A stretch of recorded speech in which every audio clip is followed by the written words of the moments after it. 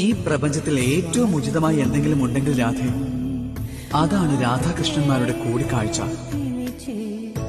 സമസ്ത ലോകവും അതാണ് ആഗ്രഹിക്കുന്നത്. നീ എന്തിനാണ് ഇങ്ങനെ വലിയ വലിയ കാര്യങ്ങൾ പറയുന്നത്?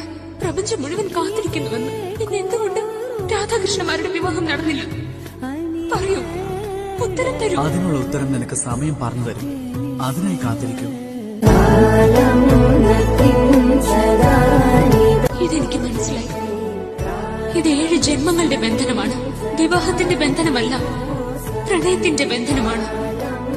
പ്രപഞ്ചം അതിനെ അനുചിതമായി കണ്ട് വിവാഹത്തിൽ ബന്ധിക്കുന്നു. ഞാൻ നിന്നോട് പറഞ്ഞിരുന്നു ഞാൻ നിന്നെ സ്നേഹിച്ചിരുന്നു എന്ന്. ഇതും പറഞ്ഞിരുന്നു ഇപ്പോഴും നിന്നെ പ്രണയിക്കുന്നു എന്ന്. പക്ഷെ ഇന്ന് ഞാൻ നിന്നോട് പറയുന്നു, ഞാൻ നിന്നെ എന്നും പ്രണയിച്ചുകൊണ്ടേയിരിക്കുമെന്ന്.